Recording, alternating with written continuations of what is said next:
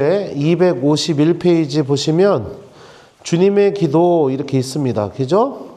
자, 이번 시간에는 시작 기도로 주님의 기도를 해보도록 하겠습니다. 251페이지 찾으셨어요? 네, 자, 그러면은 그 성호경 지난 시간에 좀 해보시라고 했는데 어떻게 해보셨습니까? 자, 그러면 같이 한번 해보죠. 성부와 성자와 성령의 이름으로 아멘. 하늘에 계신 우리 아버지의 이름이 거룩히 빛나시며 아버지의 나라가 오시며 아버지의 뜻이 하늘에서와 같이 땅에서도 이루어지소서. 오늘 저희에게 일용할 양식을 주시고 저희에게 잘못한 일을 저희가 용서하오니 저희 죄를 용서하시고 저희를 유혹에 빠지지 않게 하시고 악에서 구하소서. 아멘. 성부와 성자와 성령의 이름으로 아멘. 안녕하세요. 이 주님의 기도는 예수님께서 직접 알려주신 기도라서 주님의 기도라고 부릅니다. 주님께서 알려주신 기도. 그래서 제자들이 성경을 보면 예수님한테 물어봐요. 세례자 요한도 제자들에게 기도하는 법을 가르쳐 줬는데 예수님 우리도 기도하는 법 좀 가르쳐 주세요. 이렇게 하니까 예수님께서 그러면 너희는 이렇게 기도하여라 하면서 알려주신 기도입니다. 하늘에 계신 이 기도를 알려주시기 전에 예수님이 하셨던 말이 뭐냐면 이방인들처럼, 그러니까 하느님을 모르는 사람들처럼 기도하지 말라고 이렇게 했습니다.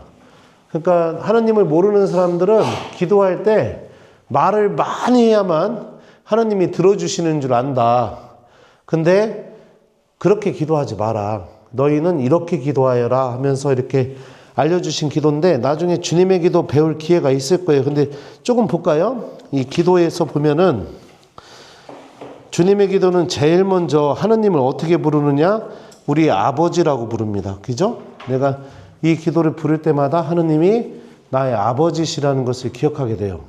그러면은 아버지가 자녀들이 뭐가 필요한지를 알고 있고 또 자녀들이 청하는 거를 아버지가 당연히 들어주는 것처럼 하느님께서도 우리들의 무엇이 필요한지 또 무엇이 우리에게 꼭 있어야 되는지를 다 알고 계시는 분이시죠. 그러니까 내가 이 모든 것을 좀 주님 하느님께 원하는 거 이런 거 저런 거 다 좀 하느님이 알고 계시다 이 마음을 좀 갖고 믿음을 갖고 여기에 있는 내용부터 먼저 기도하라는 거예요.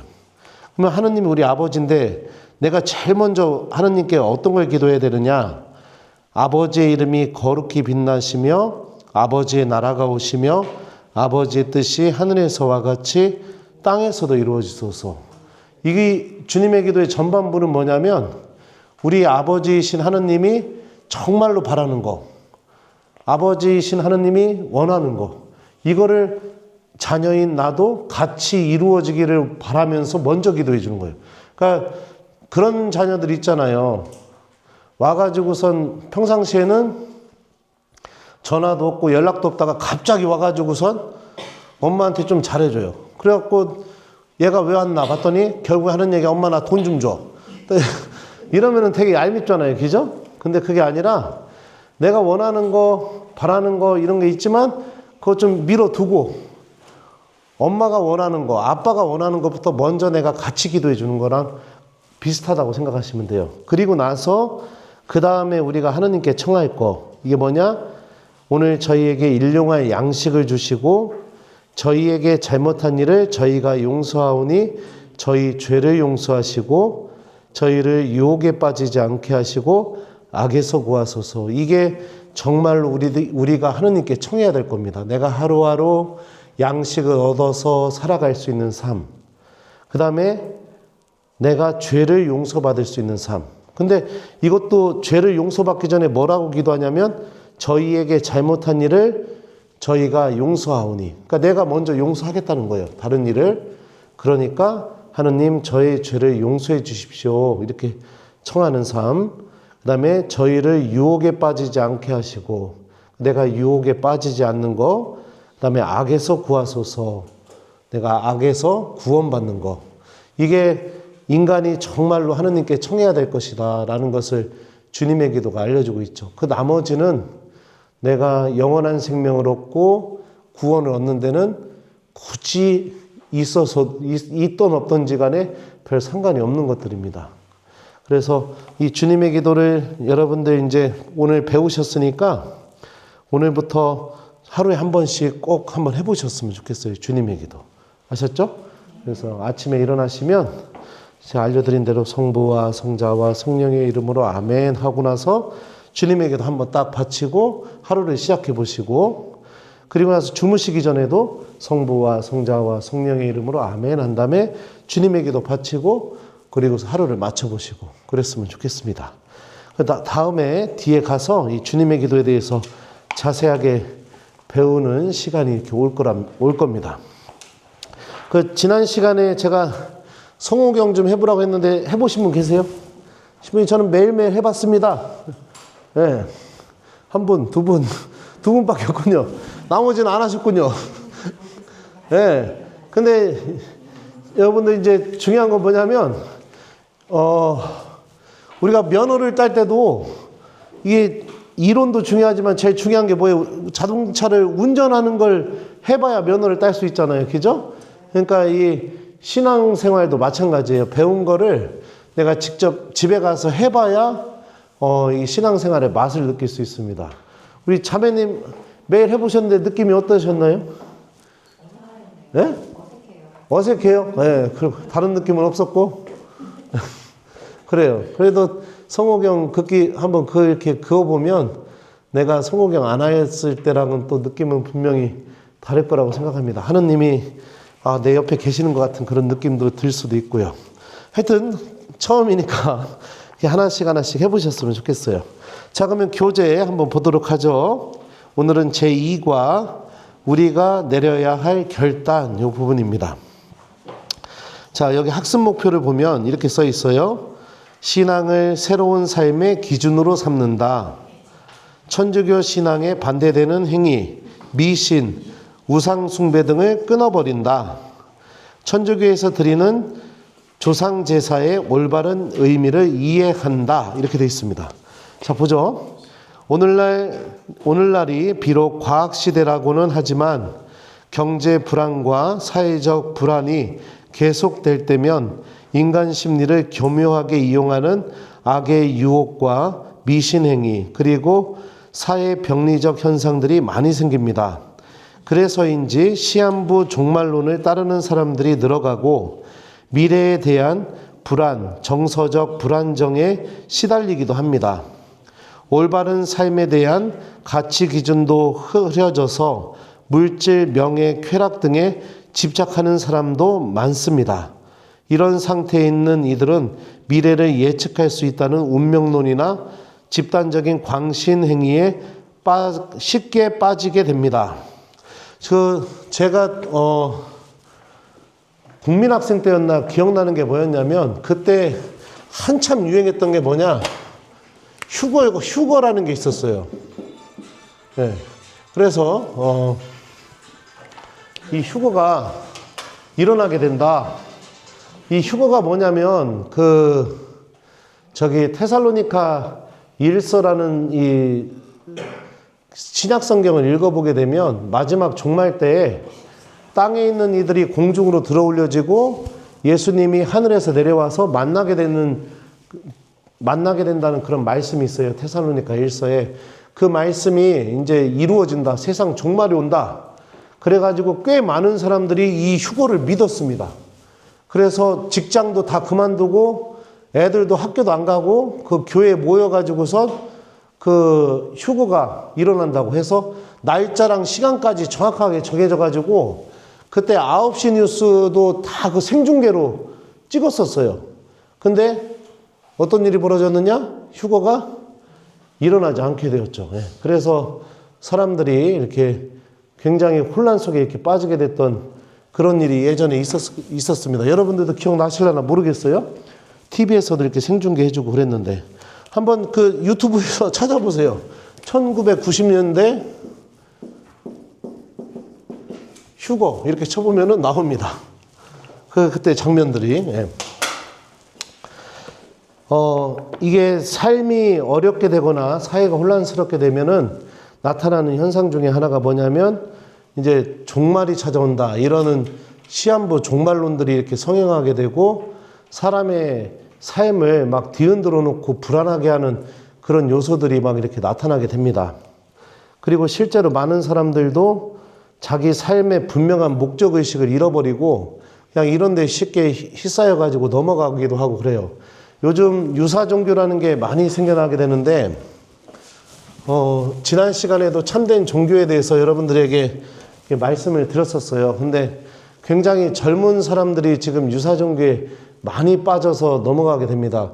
그게 왜 그러느냐? 젊은 사람들의 현실을 생각해 보게 되면 대학을 나오고 대학원을 나와도 직장을 구할 수 없는 상황인 것이고, 그리고 아무리 돈을 벌어도 자기 능력으로 집을 살 수 있는 능력도 아니고, 미래가 정확하게 정해진 것도 아니고, 막 그러니까 목적의식도 없고, 계속 이렇게 되게 되니까, 예.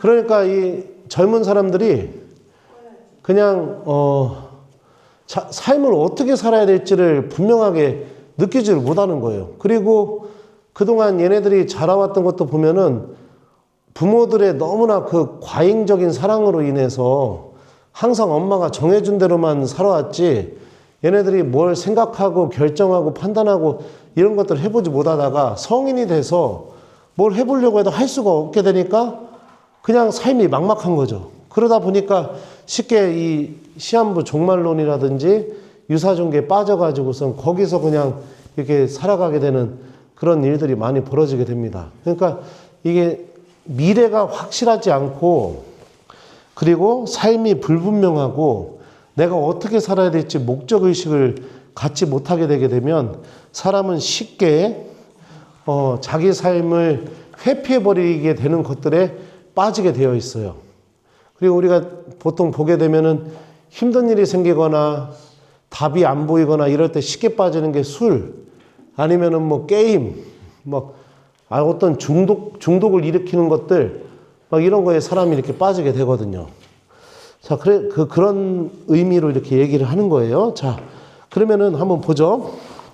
교재 또 읽어보죠. 25페이지입니다. 자, 여기 들어봅시다 해서 예수님 말씀이 있는데요. 어떠한 종도 두 주인을 섬길 수 없다. 한쪽은 미워하고 다른 쪽은 사랑하며 한쪽은 떠받들고 다른 쪽은 업신여기게 된다. 너희는 하느님과 재물을 함께 섬길 수 없다. 이렇게 예수님이 하신 말씀입니다. 하느님과 재물을 함께 섬길 수 없다. 한쪽은 미워하게 되고 한쪽은 업신여기게 된다. 이렇게 말씀하셨는데 왜 이런 말씀을 하셨을까? 내 마음속에 중심이 어느 쪽에 있느냐에 따라서 삶의 방향이 바뀌게 되어 있습니다. 사람은 두 가지, 세 가지를 한꺼번에 마음속에 중심을 놓을 수가 없어요. 결혼을 할 때도 두 여자, 세 여자랑 결혼할 수 없잖아요. 그죠? 그리고 또 내가 삶을 살아갈 때 어떻게 됐든지 간에 하나의 분명한 목적의식이 있고 그거를 향해서 걸어나가게 되게 되는데 거기서 다른 목적이 또 들어오게 되게 되면 원래 가려고 했던 그 목적과는 또 이상하게 변질이 되거나 그렇게 되게 됩니다. 하느님을 따르는 길과 재물을 같이 따르는 길은 존재할 수가 없다 이렇게 예수님이 말씀하세요. 왜냐하면 하느님을 따르는 길은 사랑해야 되는 길입니다. 근데 재물을 따르는 길은 사랑하기가 어려워요. 자꾸 모아두고 쌓아두고 그리고 내가 무엇인가를 얻으려고 하면은 자꾸 이기적으로 바뀌게 되고 내 마음이 인색해지게 되고 그렇게 되거든요. 그래서 하느님께로 가는 길과 재물을 따라가는 길은 같이 공존할 수가 없다. 예수님이 이런 취지로 이렇게 말씀을 하신 거예요. 자, 그러니까 여러분들이 신앙생활을 한다는 것은 이제 하느님을 따라가는 길로 들어섰다는 거예요. 그러면은 신부님 그러면 천주교 신자 되면 돈 벌면 안 됩니까? 돈 벌어도 돼요. 벌어도 되는데 세상 사람들과는 이제 돈을 좀 다른 방식으로 쓰는 겁니다. 어떻게 쓰는 거냐? 돈을 사랑하기 위해서 쓰는 거예요. 내가 사랑하는 사람들 뿐만이 아니라 내가 잘 모르는 사람들에게도, 가난한 이들에게도 내가 사랑을 하기 위해서 돈을 쓰는 겁니다. 세상 사람들은 돈을 쓰는 목적이 뭘까요? 나를 위해서, 나의 존재 가치를 위해서, 나의 편안함을 위해서, 나의 보다 윤택한 삶을 위해서 보통 그렇게 돈을 쓰죠. 그리고 내가 돈을 쓴 만큼 내가 존중받아야 되고 인정받아야 된다고 생각을 합니다. 예전에 짬뽕을 한번 먹으러 갔었는데 짬뽕집에서 유명한 짬뽕집이었나 봐요. 그래서 우리 성당 사무장, 지금 사무장 말고 전에 있던 성당 사무장, 그러니까 성당 직원하고 둘이서 이렇게 짬뽕을 먹으러 갔는데 짬뽕 나오는 순서가 그 사장님이 헷갈려가지고 좀 늦게 주문한 사람한테 짬뽕이 먼저 나오고 일찍 주문한 사람한테 짬뽕이 안 나온 거예요. 그랬더니 일찍 주문한 사람이 그 식당에서 막 욕을 바가지로 하면서 순서를 지켜야지 거르지 않고 늦게 나온 사람부터 먼저 줬다고 소리를 고래고래 지르면서 그러는 거예요. 그냥 짬뽕 먹는 사람들이 다 쳐다보고 불편하게 막. 그래갖고 사장님이 죄송하다고 금방 주겠다고 했더니 됐다고 기분 나빠서 안 먹겠다고 막 이러면서 막 욕을 막 하면서 나가는 거예요. 막. 왜 이렇게 될까요? 내가 내 돈 썼는데 돈을 쓴 만큼 내가 존중받지 못하고 인정받지 못하고, 그러니까 이렇게 되면 결국에 내가 돈을 쓰는 것이 정말로 나를 위하고 정말 행복한 걸까? 근데 냉정하게 생각해 보면 그거는 행복한 게 아닌 거거든요. 나눠주고 더 사랑을 할 수 있는 방법을 내가 배워나가고 재물을 그렇게 쓰게 될 때 더 큰 기쁨이 우리에게 이렇게 찾아오게 됩니다. 아무튼 하느님을 믿는 길은 사랑을 하는 길이에요. 근데 재물을 따르는 길은 사랑하기가 어려운 길입니다. 그래서 두 길이 함께 공존할 수 없다는 겁니다. 그러니까 우리는 결단을 해야 된다는 거예요. 어떻게 삶을 살 것인가? 어떻게 삶을 살 것인가? 자, 한번 보죠. 자, 25페이지. 올바른 삶의 기준. 우리는 하루 동안에 수없이 많은 판단을 하고 선택합니다. 어느 것을 선택하느냐, 어떤 일을 먼저 해야 하느냐, 어느 것이 더 중요하느냐 등등 판단에는 기준이 있기 마련입니다. 누구나 기준에 따라 판단하지만 그 기준은 사람마다 다릅니다. 그런데 신앙을 갖게 되면 신앙이 삶의 기준이 되고 아울러 새로운 가치관이 정립되어 올바른 삶을 살 수 있습니다. 이처럼 신앙은 우리의 올바른 삶을 위하여 꼭 필요한 기준입니다. 이제 천주교는 우리에게 참된 인생관과 가치관을 심어줄 것입니다. 자, 신앙이 여러분들 무엇이 돼야 된다고 여기서 얘기하고 있죠? 기준이 돼야 된다. 기준이 되는 게 신앙이다. 지금 교재에서 이렇게 얘기하고 있습니다. 내가 천주교를 다니고 아니면은 다른 종교를 믿는다는 것은 뭐냐면 내 삶의 기준이 그 종교에서 믿고 있는 내용이 된다는 게 기준인 거예요. 그러니까 여러분들은 이제 내 삶에서 내가 앞으로 어떻게 살 것인가 라는 이 기준을 얻기 위해서 이 자리에 오신 겁니다. 그러면은 내가 내 삶에서 이제 어떤 기준을 갖고 사느냐에 따라서 우리들에게서 이제 기준이 생기게 되면 이제 무엇이 일어나게 되느냐? 삶의 변화가 일어나게 되겠죠. 그죠? 네. 그래서 여러분들 올바른 신앙생활은 우리에게 변화를 일으켜야 돼요. 변화가 일어나지 않으면 내가 올바른 신앙생활을 살아가지 못하는 겁니다. 그리고 이 변화는 당연히 내가 억지로 하는 게 아니라 여기서 뭐가 나오죠? 기쁨. 기쁨이 있으니까 이 변화가 일어나게 되는 거예요. 그러니까 결국에는 이 삶의 기준이 신앙이 되고 신앙이 나에게 기쁨이 되기 때문에 내 삶의 변화가 이렇게 일어나게 된다. 이게 우리가 신앙을 갖는 이유이다 라는 것을 이 교재가 이야기합니다. 자, 그러면 또 이어서 보죠. 25페이지입니다. 신앙과 불신앙. 하느님을 믿으십시오. 이 권유를 거부하는 사람은 하느님이 아닌 다른 어떤 것에 자신의 삶을 의지하겠다는 사람입니다. 어떤 사람은 지위나 권력을 최고의 의지처로 생각합니다. 또한 돈이면 다 된다, 돈이 최고야 하고 말하는 이들에게는 돈이 바로 믿음의 대상입니다. 또 어떤 사람은 내 사정을 귀신같이 알아맞히는 점쟁이가 차라리 더 믿을만하다 하고 말합니다. 이러한 생각들 때문에 얼마나 많은 사람이 결국 인간적인 실망과 좌절을 겪게 되고 터무니없는 미신행위와 잘못된 운명론에 의존하면서 살아가고 있는지요. 우리가 하느님을 믿는다는 것은 하느님께 우리의 모든 것, 삶과 죽음까지 온전히 맡기는 것입니다. 또한 마음을 다하고 생각을 다하고 힘을 다하여 하느님을 사랑하고 이웃을 내 몸같이 사랑하겠다는 참으로 신앙인답게 살아가겠다는 약속입니다. 우리가 이렇게 살 때 하느님께서는 우리가 드린 사랑을 훨씬 뛰어넘는 평화와 기쁨, 참된 행복을 주십니다. 그렇게 되려면 우리는 다음과 같은 과감한 결단을 내려야 합니다. 자, 삶의 기준을 어떤 거에 두고 사느냐에 따라서 사람의 삶은 달라지게 됩니다. 많은 사람들은 삶의 중요한 기준이 뭐냐? 돈이에요. 돈만 바라보면서 살아갑니다. 근데 그래서 돈을 많이 모아요. 많이 모아놓고 써요. 근데 썼다가 나중에 죽을 때 이 돈을 다 갖고 가지도 못하죠. 근데 제가 신부님으로 살다 보면 부모가 돈이 많은 상태로 죽게 되잖아요. 그러면은 자녀들이 어떻게 될까요? 네? 원수 돼요. 원수가 된다고요.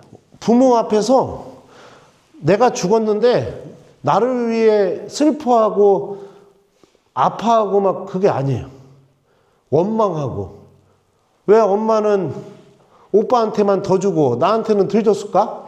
막 이래버리게 돼요. 그리고 나서 장례 중에 이제 말을 할까 말까 하다가 얘기해가지고 도중에 막 그 유가족끼리 싸움이 일어나고 막 난리가 나고 이런 일이 벌어지게 됩니다.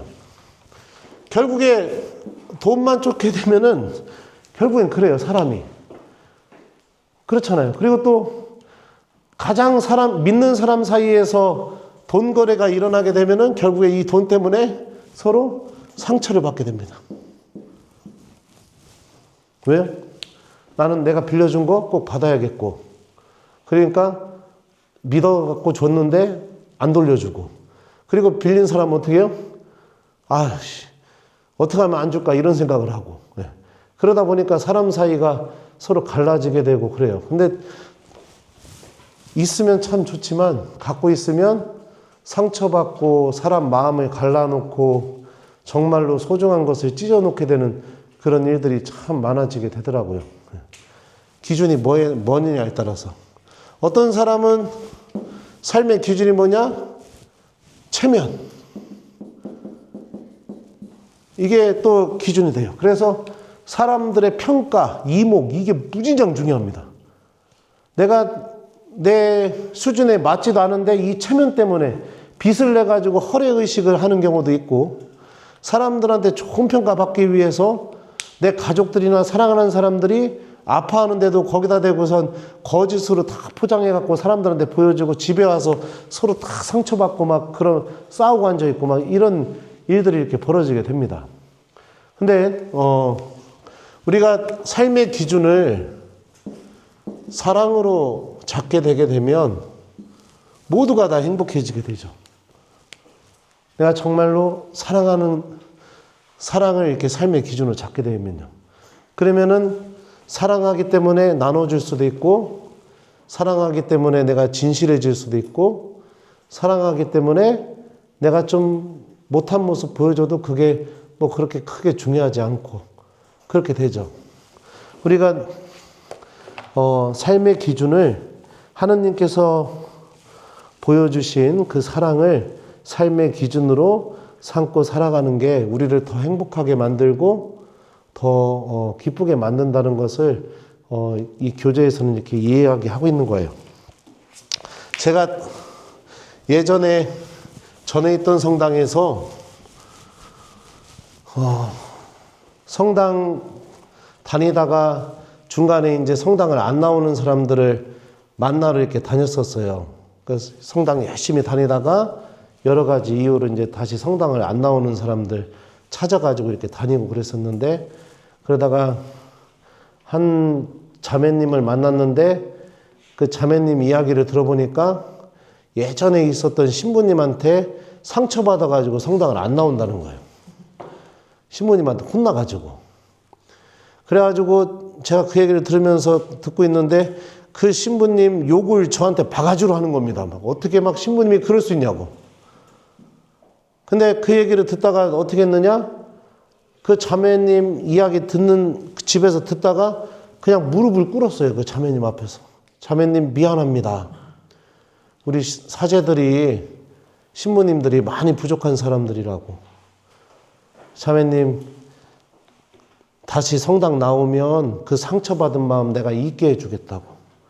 그러니까 마음 풀고 나오시라고. 그랬더니 이 자매가 갑자기 그냥 눈물을 막 터뜨리면서 무릎 꿇은 저를 이렇게 세우면서 신부님이 잘못도 안 했는데 왜 신부님이 무릎 꿇고 대신 사과하냐고 그러는 거예요. 그래갖고 아니라고.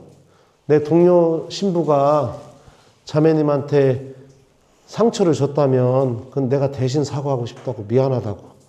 그랬더니 그 자매가 막 눈물을 흘리면서 신부님 다음 주에 성당 나갈게요 이러면서 실제로 이렇게 성당을 나왔었어요. 기준이 아까도 얘기했잖아요. 삶의 기준이 사랑이니까 무릎 꿇을 수 있는 거예요. 신부님이지만 삶의 기준이 사랑이니까 대신 사과할 수 있는 거예요. 제 동료 사제가 잘못한 거에 대해서.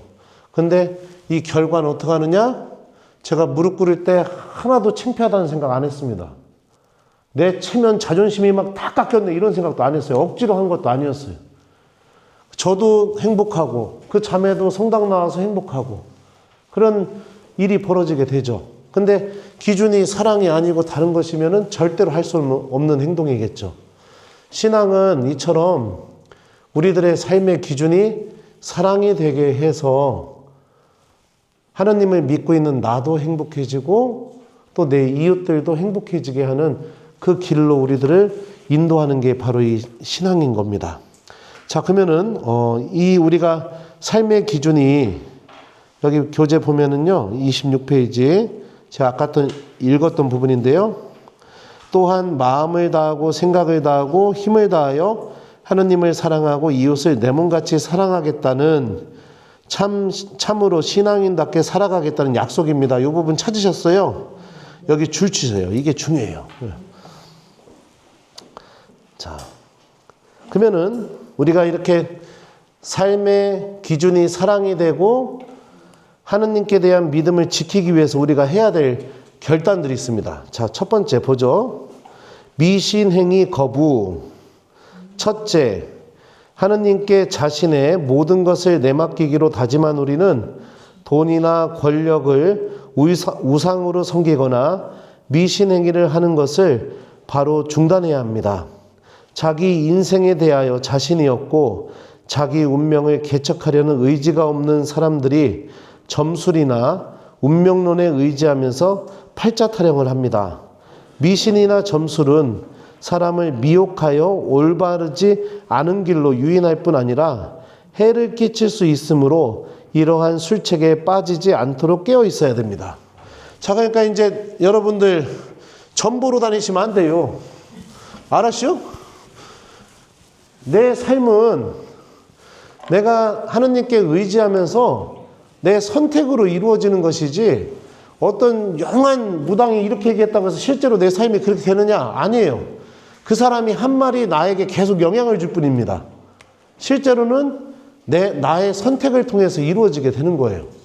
근데 일이 잘 안 풀린다고 해서 전보로 가서 조상이 뭐가 꼬였고 그랬으니까 구태야 된다고. 그거 다 여러분들 돈 날리는 겁니다. 삶을 살다 보면 인생이 굴곡이 있죠, 당연히. 굴곡이 있는데 여러분들 생각해봐요. 사람이 항상 좋은 일만 생긴다고 그 사람이 행복하냐? 아니에요. 어려운 일이 생길 때도 분명히 나에게 행복으로 가져다주는 계기가 되는 경우가 있어요. 저 같은 경우는 신부님이 되자마자 저희 아버지가 제가 신부님 되고 한 달도 안 돼서 뇌출혈로 쓰러지셨습니다. 그 생각을 해봐요. 신부님 돼갖고 한 달도 안 돼서 얼마나 하고 싶은 일이 많았겠어요. 막 여기저기 막 이것저것 하고 싶은 게 많은데 아버지가 뇌출혈로 쓰러지셔갖고 어떻게 해요? 그래가지고 그 쓰러지신 날 병원으로 이제 동생이 모시고 와가지고 저도 이제 병원 가서 아버지 만나고, 근데 아버지가 의식이 없어가지고 그 출혈이 멎어야 깨어나신다고 그래서 중환자실에서 이렇게 앞에서 기다리고 있었거든요. 아버지 깨어나시기를. 근데 제 동창 신부 중에 한 명이 그 소식을 듣고 여기 온양에서 그 신부 생활 처음으로 했던 동창 신부예요. 신부님 되자마자 이제 차도 없을 거 아니에요. 처음에 신부님 된 지 한 달도 안 됐으니까. 차도 없는데 저녁에 미사 끝나고 나서 농협 ATM기에 가서 자기 통장에 있는 돈을 다 뽑아가지고서 그걸 봉투에다 넣고 온양에서 택시 타고 대전까지 온 거예요. 그 친구가. 그 밤에. 와가지고선 제가 중환자실 앞에 있는데 멀리서 제 이름을 부르는 소리가 들린 거예요. 제도가! 이러고서. 딱 보니까 그 친구예요. 야, 너 차도 없는데 어떻게 왔어? 그랬더니 막 달려오더니 저한테 그런 거예요. 너 돈 없지? 일단 이걸로 병원비해. 그리고 아버지 안 돌아가실 거예요. 내가 죽도록 기도할 거예요. 나 갈게. 이러고 갔어요. 그냥 그 택시 타고. 여러분들은 이런 친구 이슈? 네? 인생 헛사셨네요. 그래, 다행이네. 근데 이 어려운 일이 없었다면 이 친구의 우정도 제가 알아볼 수가 없었겠죠. 그죠? 그리고 그 친구가 정말 나를 사랑하고 있구나. 내가 혼자가 아니구나. 나를 도와주는 친구도 있구나. 이런 것들을 우리가 알 수가 있죠. 그러니까 우리가 인생을 살면서 힘든 일도 생겼다, 좋은 일도 생겼다, 이렇게 굴곡이 있는데 내가 어려운 일이 계속 생긴다고 해서 이게 막 내가 뭐 마가 꼈네, 뭐가 잘못됐네, 조상 때문에 이러네, 이게 아니라는 거예요. 우리가 이렇게 어려운 일이 생길 때도 분명히 이 어려운 일을 통해서만 볼 수 있는 아주 소중한 것들이 있습니다. 근데 내가 이 어려운 것만 바라보고 막 그것 때문에 막 뭐가 막 마가 꼈네 막 이렇게 생각하니까 그런 것들이 보이지 않는 거예요. 힘든 일을 통해서 더 단단해지고 더 소중한 것을 볼 수 있게 되고 또 기쁜 일이 생길 때도 우리가 또 마음껏 기뻐할 수 있고 삶이라는 게 그런 거거든요. 근데 내가 막 마치 막 무슨 운명이 정해져 있고 뭐 귀신이 들어서 그렇고 그런 거 아니라는 겁니다. 그래서 전보로 이제 가시는 거는 내가 중단을 해야 된다. 하나님과 함께 살아가는 삶은 하나님은 그래요. 내 삶을 내가 선택하면서 살아가기를 바라세요. 하나님이 다 정해준 대로 살아가는 게 아니라 내가 내 삶을 선택하면서 그러면서 틀리고 잘못됐을 때는 또 하나님이 오묘한 방법으로 내가 다시 올바른 곳으로 돌아올 수 있게 도와주시고 내가 잘 선택해서 살고 있다면 그 선택에서 내가 벗어나지 않도록 더 많은 은총을 주시고 그러면서 내가 삶을 잘 살아갈 수 있게 하기를 바라시지 내 삶을 하나님이 다 정해놓고 너는 평생 벌 받을 놈, 너는 평생 뭐 천국 갈 놈 이렇게 정해놓고 그런 분이 아니라는 겁니다. 그러니까 이제 미신행위 이런 것들은 우리가 이제는 끊어버리고 하나님과 함께하는 삶으로 넘어가야 된다. 이렇게 교재에서 이야기하는 거예요. 혹시 그동안 막 전보로 다녔던 분들 계세요? 저는 점집을 한 번도 가본 적이 없이요. 그래서 난 참 궁금하긴 한데, 옛날에 신학교가 뭐냐면 신부님 되는 학교. 신부님 되는 학교,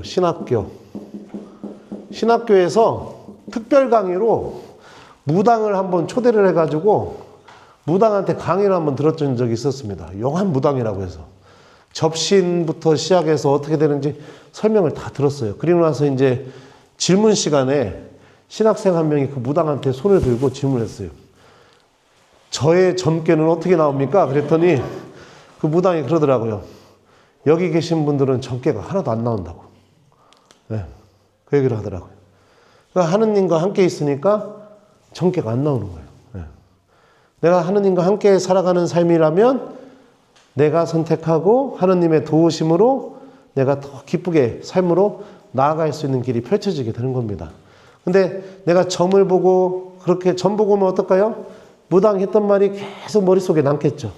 그러면 그 말이 나에게 계속 영향을 주겠죠. 그죠? 네. 그렇게 해서 내가 그 무당의 한 말에 내가 지배당하면서 살아가는 거죠. 그러니까 우리가 하느님과 함께하는 삶은 이제 점 보러 가면 안 되는 거예요. 그러니까 자매님 이제 점 보러 다니지 마요. 앞으로 뭐 궁금한 일이 있거나 그럼 나한테 물어봐요.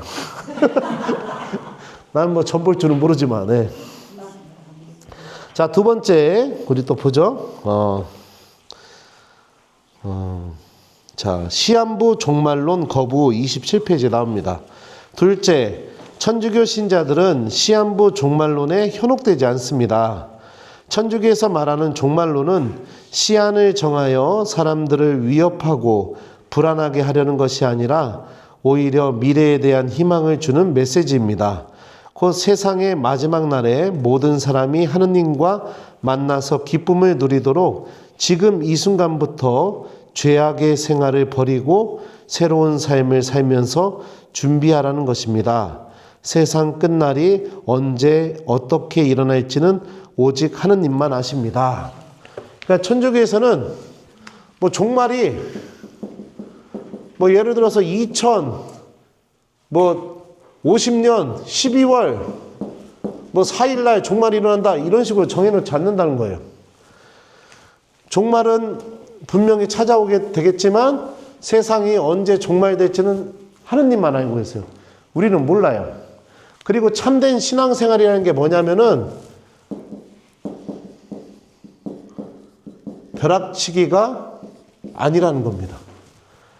뭐가 닥쳐가지고 그냥 막판에 그냥 이렇게 뭔가를 올인하는 거, 막 매달리는 거, 이거 아니라는 거예요. 참된 신앙생활은 어디에 있느냐? 벼락치기가 아니라 일상 안에 있는 거예요. 일상. 그러니까 내가 오늘 하루 기도하고, 오늘 하루 예수님 말씀 잘 실천하고, 오늘 하루 내가 이웃들에게 사랑을 실천하고, 내가 그러고 살면은 내가 구원을 받는 것이지, 마치 종말이 정해져가지고 이거에 맞춰서 막 벼락치기 해가지고 갑자기 막 이렇게 하는 거, 이거는 잘못된 거라는 겁니다. 그래서 일상 안에서 성실하게 하느님을 믿으면서 살아가는 삶, 이게 여러분들 우리 천주교가 인도하는 길이에요.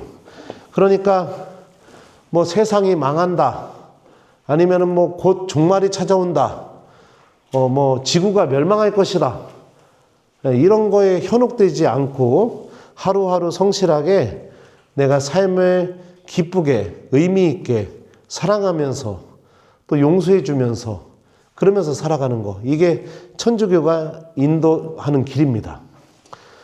막상 내일 종말이 온다고 해서 여러분들 그럼 어떡할 거예요? 하나님을 믿고 있으면, 제가 지난 시간에 얘기했었죠. 우리는 죽음을 통해서 하느님과 함께하는 영원한 생명이 시작된다고 믿고 있으니까 내가 오늘 하루를 성실하게 잘 산다면 내일 종말이 오더라도 나는 죽음을 통해서 또 그 성실한 삶이 하느님 앞에 가서 나에게 증언을 해주게 될 테니까 영원한 생명으로 또 기쁘게 또 들어갈 수 있겠죠. 그래서 시한부 종말론, 이것도 거부한다는 겁니다. 자, 그 다음에 세 번째, 전생과 윤회 사상 거부. 자, 셋째, 하느님의 손으로 창조된 인간은 하느님의 사랑 안에서 구원을 얻고자 하느님께 돌아가야 하는 존재이므로 천주교 신자들은 전생이나 윤회를 믿지 않습니다. 천주교 신자들은 하느님 사랑과 이웃 사랑으로 하느님을 만나고 그분과 일치를 추구하면서 살아가도록 새로 태어났습니다. 그러나 이 만남은 하느님의 은총과 인간이 가지고 있는 자유의지에 달려 있습니다. 인생은 환생을 통해 되풀이되는 것이 아니라 하느님과 결정적으로 만나기 위한 단 한 번의 기회입니다. 이 결정적 만남을 위하여 이 세상에서부터 하느님을 알고 사랑을 나누어야 합니다. 이렇게 돼 있어요. 그러니까 그런 얘기 있죠. 난 전생에 뭐였었나 봐. 아니면은 또 다음 생에 태어나면 나는 이렇게 살아볼래. 이런 거 없다는 거예요.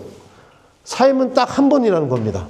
그리고 이 한 번의 삶을 통해 우리는 하느님을 만나게 되고 그리고 하느님과 함께하는 영원한 생명을 이제 누리게 되는 거죠. 그러니까 우리들의 삶을 잘 살아야 되는 거예요. 딱 한 번의 삶이니까. 내가 전생에 뭐였었고 이런 것도 없는 거예요. 전생, 윤회, 이거는 어디에서 온 거냐? 다 불교에서 온 겁니다. 네. 천주교는 아닙니다. 삶은 딱 한 번뿐이고 그렇기 때문에 내 이 삶을 잘 살아야 되고 이 삶, 한 번의 삶을 통해 내가 하느님 앞에 가서 내가 어떻게 살았는지 심판을 받게 되고 그 심판의 결과에 따라서 우리가 영원한 생명을 시작할 수 있고 그렇지 못할 수도 있고 그렇게 되는 그렇게 천주교는 그렇게 믿고 있습니다. 그래서 값진 삶을 잘 살고 하루하루를 의미 있고 감사하는 마음으로 살아가는 자세가 필요합니다. 예. 앞으로 이제 나 다시 태어나면 뭐 이런 거 없어요. 알았죠? 그리고 난 전생에 뭐 그냥 나 거지였었나 봐. 내가 이렇게 삶을 못 사는 거 그것도 아니에요. 모든 것은 내 스스로가 선택했고 내 선택의 결과로 지금의 내 모습이 있는 것이고 그런 거예요. 그리고 내가 지금부터 더 의미 있는 선택, 더 기쁜 선택을 한다면 내 삶은 바뀔 수 있고 더 기쁘고 행복하게 나아갈 수 있는 겁니다. 그래서 이 한 번의 삶을 통해 우리는 이제 하느님 앞에 가서 하느님을 만나고 내가 어떻게 살았는지 심판을 받고 그렇게 되겠죠. 자, 그래서 이제 전생 이런 것도 없어요. 그러니까 이런 거 다 끊어야 된다고 얘기하는 거예요. 자, 그 다음에 28페이지 또 보죠. 신앙인의 자세. 하느님을 믿는 사람들은 하느님 말씀을 자기 인생의 잣대로 삼고 하느님께만 희망을 두고 살아갑니다. 그러므로 하느님을 믿고 따르려는 사람은 옛삶을 청산하고 새로운 생활을 해야 합니다. 새 인간이 되고자 하는 사람은 마음과 생각을 새롭게 하고 진리이신 하느님을 따르겠다는 결단을 내려야 합니다. 또한 이제부터 우리 삶의 참된 주인은 자기 자신이 아니라 모든 사람을 사랑하시고 차별 없이 대하시는 하느님이시라는 사실을 잊지 말아야 합니다. 자, 그래서 우리가 지금까지 이야기한 미신행위, 그 다음에 시한부 종말론, 전생윤회 이런 것들 거부하고 하느님을 나의 주님으로 삼고 하느님 말씀에 내가 기준을 둬서 삶을 살아가기 시작하는 거, 이거를 신앙생활이라고 합니다. 하느님이 주님이 된다는 것은 뭐예요? 주님이라는 것은 주인이라는 뜻이죠. 나를 유일하게 움직이게 만드는 분. 이게 그분이 바로 하느님이 되는 거죠. 어떤 사람은 주님을 하느님이 아니라 돈으로 섬기고 살아가는 사람도 있고 자존심으로 섬기고 살아가는 사람도 있고 자녀를 주님으로 섬기고 살아가는 사람도 있고 또 정치를 주님으로 섬기고 살아가는 사람도 있고 굉장히 주님을 많이 두면서 이렇게 살아가는 사람들이 있습니다. 나를 움직이게 만드는 존재, 그게 주님이거든요. 근데 내가 천주교 신자가 된다는 것은 하느님만이 나를 움직이게 만들고 하느님의 말씀이 내 삶의 기준이 되어서 내가 살아가는 삶으로 넘어가게 되는 거. 그러니까 돈보다도 하느님 말씀이 더 중요한 거예요. 자존심보다도 하느님 말씀이 더 중요한 거예요. 자녀보다도 하느님 말씀이 더 중요한 거예요. 그래서 어떻게 되느냐? 하느님 말씀 때문에 돈을 하느님 말씀에 맞게 쓰게 되게 되고, 하느님 말씀 때문에 내 자존심도 하느님 말씀에 맞게 내가 내 자존심을 드러내게 되고, 하느님 말씀 때문에 자녀도 하느님 말씀에 맞게 키우게 되게 되고, 이런 식으로 이렇게 삶의 변화가 일어나게 되는 거. 이게 신앙생활인 겁니다. 그러니까 이제부터 나의 주님은 바로 하느님이다. 이렇게 생각하고 살아가는 거. 네. 이 길을 이제 여러분들 시작하게 될 건데, 처음에는 지금 이야기하는 내용들이 막 어려울 수 있는데, 조금씩 이제 예비자교를 통해서 배워나가다 보면 결국에 이 길이 행복한 길이고, 그리고 내가 더 많은 사람들을 사랑하게 만드는 길이구나, 요거를 깨닫게 될 겁니다. 저는 신부님이죠. 신부님은 결혼할 수 있을까요, 없을까요? 어떻게 알아요? 장가 안 가요. 장가 안 가요. 저 신부님 되기 전에 꽤 많은 아가씨들이 막 결혼하자고 이렇게 얘기를 몇 번 했었어요, 저한테. 실제로 청혼한 아가씨도 있었고. 예, 그리고 고마워요. 아니, 진짜요. 예. 근데 그럴 때마다 거절했던 이유가 뭐냐면, 내가 더 정말로 행복한 길이 무엇일까? 이거에 대한 고민 때문에. 그리고 지금 신부님으로 살아보니까 신부님으로 사는 걸 후회하지 않고 있습니다. 행복해요. 행복하고 그래요. 저 집도 없는 사람이에요. 여기 성당 관사에서 살거든요. 신부님들은 5년마다 한 번씩 성당을 옮겨요. 위에서 명령을 내리면 이제 옮겨야 돼요. 이게. 집도 없고, 그리고 자녀도 없고, 뭐 아무것도 없어요. 근데 행복해요. 그리고 왜 행복하냐? 신자들을 사랑할 수 있어서 행복하고, 신자들하고 함께 지낼 수 있어서 행복하고, 그래요. 참 다르죠. 우리 세상적인 행복의 기준은 출세해야 되고, 돈도 많아야 되고, 이것저것도 있어야 되고, 자녀들도 다 잘 돼야 되고, 그런데 저는 세상에서 행복하다고 하는 기준에 하나도 부합되는 게 없어요. 자녀도 없고, 마누라도 없고, 집도 없고, 재산도 많은 것도 아니고, 아무것도 없이요. 근데 행복해요. 하느님이 하신 말씀을 실천하면서 살아가니까 더 행복해요. 예. 그러니까, 지금 제가 지금까지 했던 말이 좀 잘 이해가 안 된다면, 저를 봐서라도, 저 양반은, 그래, 결혼도 안 했어. 애도 없어.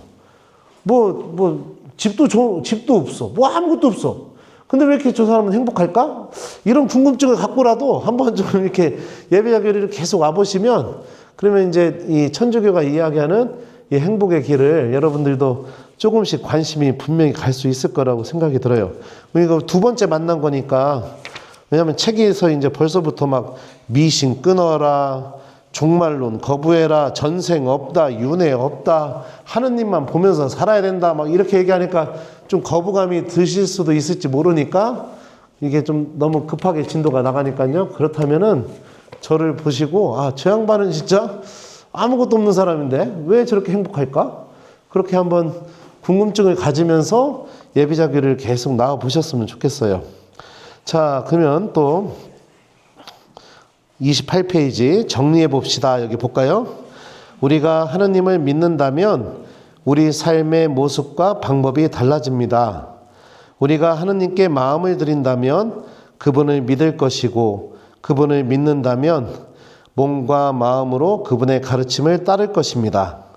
하느님만을 믿기로 결심한 사람은 하느님 외에는 아무것도 절대시 하지 않으며 오직 하느님의 뜻만 따라 살아가기로 결단을 내립니다. 이렇게 돼 있어요. 이 성경에서 보면 하느님과 이 하느님의 백성인 이스라엘, 이스라엘이라는 민족이 있었는데 하나님이 당신의 백성으로 삼으셨어요. 하나님 백성. 이 관계를 어떤 관계로 묘사해서 설명을 하냐면요. 부부관계에 빗대어서 설명을 합니다. 생각해봐요. 내가 결혼할 남자가 있어요. 결혼할 남자가 있는데 다른 남자 사귀면 돼요, 안 돼요? 안 되죠. 그죠? 네. 궁금하다고 해서 그 남자 만나갖고 자꾸 데이트하고 그러면 돼요, 안 돼요? 안 되죠. 내가 결혼하기로 딱 정했으면 그 사람만 보고 딱 가야 되는 거잖아요. 그죠? 세상 이치가 그렇잖요. 신앙도 똑같다는 거예요. 나 이제 천주교 다니기로 딱 정했으면 천주교만 딱 보고 가는 거지. 뭐, 아이고, 저기 뭐, 점도 좀 한번 봐보고, 아이고, 저기 불교도 한번 가보고, 개신교도 한번 가보고, 뭐, 이래볼까? 이게 아니라, 그냥 내가 딱 정했으면은, 이제 이 길을 통해 내가 구원받고, 행복을 얻고, 내 삶이 더 기뻐지고, 이렇게 믿고, 그러고 가는 거죠. 저희 어머니랑 아버지가, 엄마는 전라도 남원 여자고, 아버지는 보령 사람이에요. 근데 남원 여자랑 충청도 보령 사람이랑 어떻게 만났느냐? 저희 아버지가 부사관이었어요. 부사관, 하사관. 네. 그래서 그 부사관이었는데 외삼촌이 이제 군대에 입대했는데 아버지 부대에 사병으로 들은 거예요. 아버지 쫄딱으로. 그래가지고서 이제 어느 날 엄마가 그 전라도 남원에서 외삼촌 면회를 온 거예요. 왔는데 아버지가 어머니를 보니까 마음에 들었대요. 그래갖고 이제 외삼촌이 쫄딱 오니까 집 주소 좀 알려달라고 하니까 외삼촌이 죽어도 안 알려주겠다고. 그래갖고 외삼촌을 데려다가 두드려 팼대요. 그래갖고 이제 외삼촌이 계속 맞으면서 얘기를 안 하다가 결국에는 이제 아버지한테 집 주소 알려준 거죠. 그래갖고 아버지가 이제 휴가 나올 때마다 강원도 원주에서 근무하셨는데 원주에서 남원까지 가가지고서 휴가 때마다 엄마가 만나줄 때까지 집 앞에 계속 서 있었답니다. 그러다가 이제 결국에는 만나가지고 데이트를 하고 그랬는데 그 데이트할 때마다 엄마 얘기를 들어보니까 아버지가 10,000원짜리 이렇게 다발로 가지고 와가지고 밥 사줄 때도 엄마 보는 앞에서 돈을 막 센 다음에 이렇게 밥값 내고 주머니에 넣었다가 또 뭐 그 빵집 가가지고 빵 사줄 때도 돈 내기 전에 돈을 막 센 다음에 거기서 내주고 이랬대요. 그러니까 엄마가 생각할 때, 이 남자한테 시집 가면 내가 고생은 안 하겠구나. 딱 정한 거 아니야. 정하고서 시집을 왔대요. 왔더니 지질이 가난해서 죽을 뻔했다고. 그래도 이혼하고 싶은 마음도 있고 별의별 일이 다 있었겠죠. 그래도 딱 정했으니까 끝까지 같이 사는 거죠. 그런 것처럼 신앙도 마찬가지인 겁니다. 내가 지금은 잘 모르지만 여러분들 2번 나와가지고 어떻게 다 알겠어요. 그죠? 하지만 내가 이제 천주교에 관심이 있고 성당을 한번 다녀볼까 마음을 딱 정했으면 이제는 좀 다른 거에 그런 것들 관심을 좀 끊어내고 내가 이 예비자교리 배우는 만큼 배우는 동안만이라도 내가 딱 천주교로 정해놓고 한번 이렇게 배워보시고 들어보시고 그러다 보면 자연스럽게 여러분들도 하느님에 대한 믿음이 생기기 시작하게 되고 그럴 거예요. 그리고 또 예수님 말씀을 또 한두 번 실천해 보면 왠지 모르는 뿌듯함도 막 생기게 되고 이게 내가 바보 같은 선택이 아니라 더 기뻐지는 길이구나 이런 것도 느끼게 되고 그런 여정이 이렇게 여러분들이 기다리고 있으니까 오늘 교재에서 이야기한 거 한번 잘 기억하시면서 이제부터는 점집 가셔도 안 되고 다음 생에서 더 잘 살 거야. 이번 생에는 망했어. 이런 말 해서도 안 되는 거고, 종말이 찾아온다고 해서 흔들려서도 안 되는 거고요. 그러는 거예요. 아셨죠? 이뻐라. 자, 그러면은, 우리 29페이지 좀 볼까요? 여기 보면, 다짐합시다. 이렇게 써 있어요. 우리 믿음의 대상은 오직 하느님이십니다. 그러므로 하느님에 대한 신앙에 위배되는 악의 유혹, 미신적인 모든 행위, 운명론이나 점수를 따르는 사고방식과 행동을 과감히 끊어버립시다. 지금까지 우리 삶의 주인이 재물이거나 권력 또는 인간이었다면 이제부터는 하느님을 주인으로 모시도록 합시다. 이게 다짐하자는 내용이에요. 자, 그리고 이제 조상제사에 대해서 궁금하신 분들이 있을 거예요. 그 빈소 가면은 또 저기 뭐예요. 어떤 개신교 신자들은 절도 안 하죠. 그 영정사진에다 절도 안 하고 그냥 이렇게 이러고서 이렇게 나오는 부분도 있는데, 천주교는 어떠냐, 제사를 드려도 되느냐 안 되느냐, 이거에 대한 얘기예요. 자, 천주교는 조상을 공경하는 제사를 배척하지 않습니다. 오히려 음식을 장만하고 정갈한 마음과 효심으로 절을 하며 음식을 나누면서 조상을 공경하는 우리의 미푼 양속을 존중합니다. 왜냐하면 조상을 신으로 생각하는 게 아니니까. 제사에 들어있는 기본적인 마음이 뭐예요? 조상들에 대한 감사드리는 마음이잖아요. 그죠? 예를 다하고 감사를 하는 거지, 조상을 막 신처럼 생각하고 이런 건 아니니까. 그래서 이 조상 제사는 드려도 된다는 얘기예요. 천주교에서 이해하는 제사는 조상께 드리는 효심의 표현이고 조상의 영원한 안식을 청원하는 예절이며 형제애를 나누는 자리입니다. 이 만남에서 후손들은 돌아가신 부모와 조상의 덕을 기리고 그분들과 함께 계시는 하느님께 복을 받고 음복으로 우애를 나눕니다. 천주교에는 상에 음식을 차려놓고 십자가와 조상의 사진을 모셔놓은 다음 그 앞에 향을 피우고 절을 하는 예식을 허락합니다. 다만 조상 숭배의 의미를 연상시킬 수 있는 신이, 신주, 위패, 지방이라는 유교적 제례 용어를 쓰는 것과 홀령을 불러들이는 충문을 읽는 것은 금지합니다. 이렇게 돼 있어요. 그러니까 제사를 얼마든지 드리셔도 되고요. 대신에 신이, 신주, 위패, 또 홀령을 불러들이는 그런 충문, 이런 것은 하면 안 된다는 거예요. 무슨 얘기인지 아시겠죠? 네. 그래서 우리가 조상 제사를, 조상에 대한 감사, 그 다음에 자손들이 함께 모여서 나누는 형제의 우애, 이런 의미로 이렇게 보는 거지, 조상을 막 신으로 막 이렇게 생각하고 그런 거는 아니다. 그렇기 때문에 제사에 참여하셔도 된다. 이렇게 책에 써 있어요.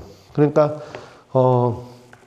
빈소에 가셔서 그 절 하셔도 되고요. 그리고 집에서도 제사 드리셔도 되고요. 그러니까 아무 문제가 없다는 거, 이것도 알고 계셨으면 좋겠습니다. 혹시 궁금한 거 있으신가요? 읍슈? 그래요. 오늘도 어떻게 지루하진 않았나요? 들을만 해주시죠? 네, 그래요.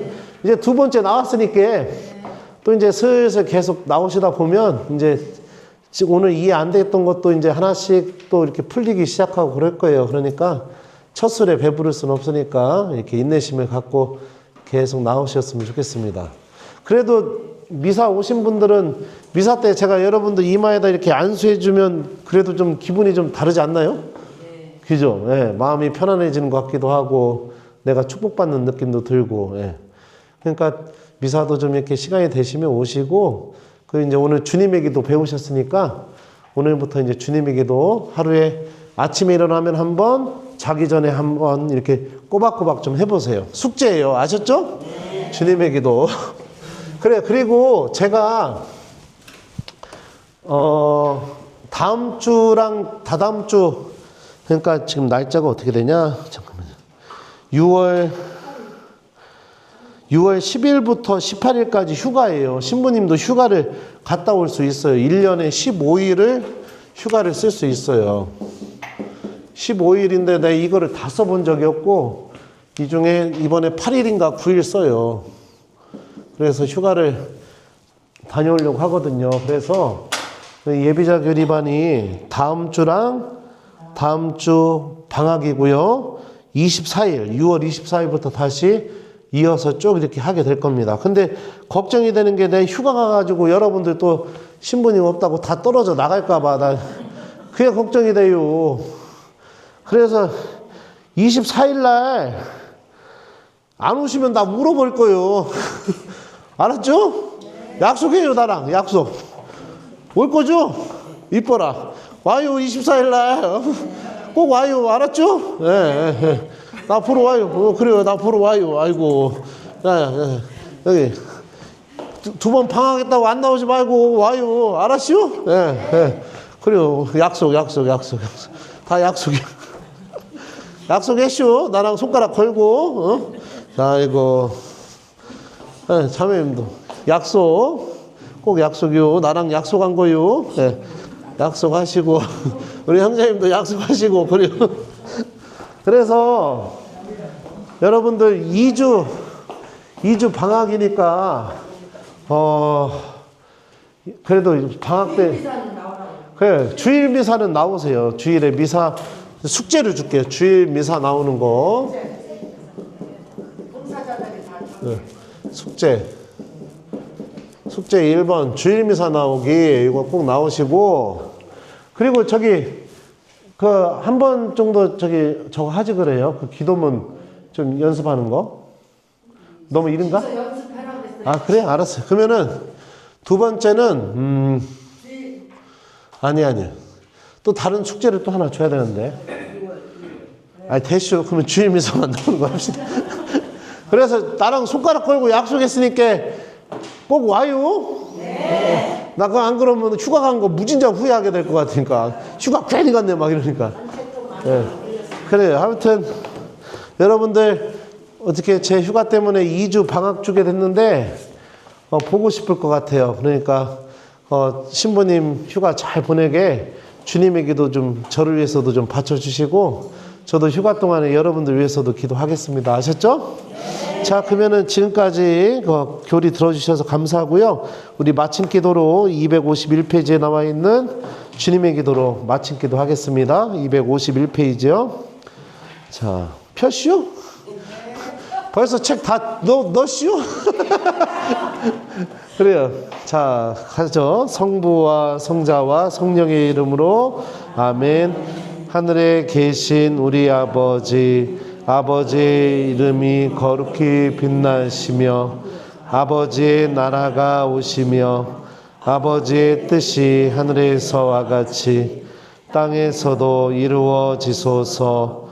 오늘 저희에게 일용할 양식을 주시고 저희에게 잘못한 일을 저희가 용서하오니 저희 죄를 용서하시고 저희를 유혹에 빠지지 않게 하시고 악에서 구하소서. 아멘. 성부와 성자와 성령의 이름으로 아멘. 수고 많으셨습니다. 감사합니다. 2주 뒤에 봐요. 네.